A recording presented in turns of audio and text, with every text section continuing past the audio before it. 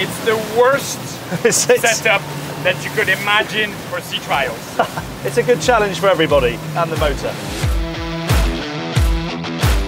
We are at the sea trial area of the Miami Boat Show to jump on board this, the Four Winns H2e. And on the face of it, it looks like pretty much every other 22-foot bowrider. It's got sunbathing space, a couple of bucket seats, a bit of storage under here, and a bowrider section right forward. But the difference with this one, it's 100% pure electric. This Vision Marine outboard is 134 kilowatts, about 180 horsepower, and it is pure electric emission-free boating. So we're going to go out to the water and see what it's like to drive. It's twice the price of the petrol equivalent, but is it worth it? Let's find out. I'm Jack Haines. Welcome to YachtBuyer.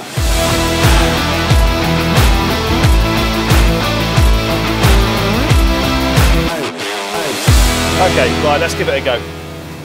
This really is first impressions. I've just sat down in the helm seat. We are in quite a busy, quite a choppy sea trial area here in Miami. But what's quite nice is that even though this is obviously new technology, it all feels very familiar. You know, this setup is no different to a petrol outboard. I've got my throttle, I've got my wheel.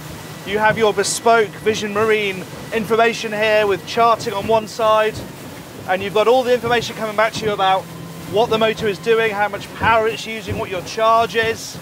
So we're doing 20 miles an hour at the moment, which is about as much as we can manage really in these conditions, and it's telling me that at this speed I've got 8 miles of range left of travelling time. But I must point out again, the conditions are very challenging and we've got 6 people on board. But in terms of the actual driving experience, of course it's quieter, you have a bit of a whine from the gearbox, but you don't have that combustion engine growl. It is a much more serene experience. You have standard hydraulic steering, so that feels incredibly familiar, just as it would on an outboard powered boat. But you have that really nice instantaneous acceleration.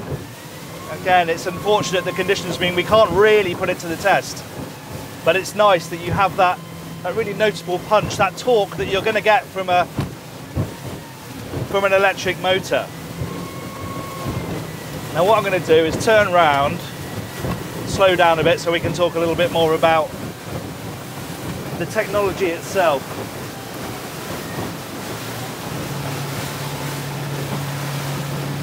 So on board this boat we have a 70 kilowatt hour battery bank. You've got 2 35 kilowatt hour batteries mounted in parallel. The motor is continuous power, 130 kilowatts, which equates to about 180 horsepower, hence why it's called the 180.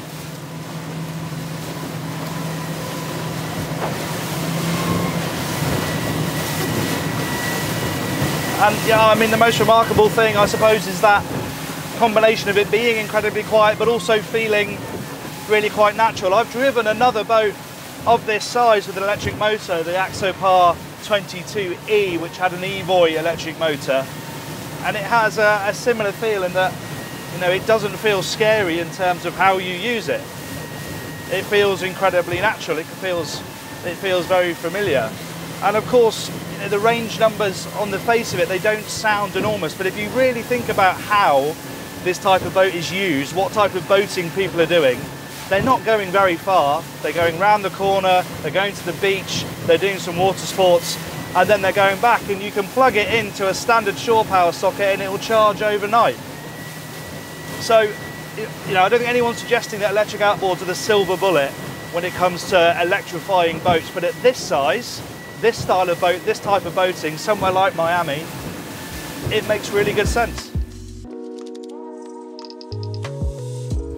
Right, we're back at the dock now. It's less bouncy, so we can have a bit more of a relaxed talk about what's actually going on here. I mean, that was a good experience. It was very quick and it was quite bouncy, so it wasn't peak conditions. And Vision Marine Four Winns say that at 20-25 knots you should be getting 1.25 hours constant running on this. We weren't quite getting those sort of figures when we were just testing it then, simply I think because of the conditions and the weight on board the boat. But those are the numbers they're striving for. You know, range is always going to be an issue. That's just a bit of an elephant in the room at the moment with electric boats. But as I said out in the water, if you think about how you're going to use it, then that range probably fits the bill pretty well. Anyway, let's have a closer look at the actual technical side of things. So on the inboard version of this boat, this is where your inboard engine would be, and they've got some perspex here just on this prototype, so you can actually see some of the electrical workings of the boat. There isn't a huge amount to see, to be honest. It's all sort of nicely tucked away, but you can just see you've got the batteries mounted down here, set quite low in the boat, obviously to keep the centre of gravity as low as possible. And then you have your switch panel down here, accessed via this. This will all be much more easily accessed on the final version of the boat. At the moment it's sort of screwed in with perspex, but this is where you have the sort of emergency stop down here, and you need to be able to access that easily. So going forward, that will just be a lift up hatch and you get to it that way. And of course there are some other benefits of running an electric motor. So for example, there are no servicing costs. I mean, you can change the impeller now and then on top of the motor, but that's probably every 5 years. But annually, there's no servicing. If you're in somewhere where you need to do this, there's no winterizing to do either. The other thing that you can do with this boat that you can't do with all electric boats is charge it out of the water. Because it has an inbuilt cooling system, it's a closed loop cooling system to cool the batteries, you can charge the boat away from the water. So if you keep the boat on a trailer, or if you keep it on a lift outside your house, for example, then the boat can be charged. It doesn't always have to be in the water. The other thing to note is this motor is about 40 kilograms lighter than 175 horsepower Mercury outboard, and as we know, weight is the enemy of efficiency, and on an electric boat that matters more than ever. Well, what to make of the H2e? Well, it really has been a quick taster, and as I said out on the water, I'm not suggesting that this is the silver bullet for this type of boat, but for me, it's just really encouraging to see big brands like Four Winns, who are part of Beneteau Group, taking some steps towards more sustainable boating. And this is a very good application for an electric motor. The range issue is, there's something coming down the line. I think there's probably bigger battery packs coming down the line that will make that better, and that probably does need to happen. But certainly as a concept, the integration, it works very well indeed. The other thing to consider is the price. Now this is about $190,000 all in, and the petrol version is $110,000. So that is quite a lot more money to upgrade, call it upgrade, from petrol to electric. But if you're somebody who just wants to do electric boating, then that won't really matter. There aren't many options, and this is one of them. And as a package, it all comes together really well. But I'm very interested to see what you think. Do you think this is a good step forward towards more sustainable boating for this type of thing?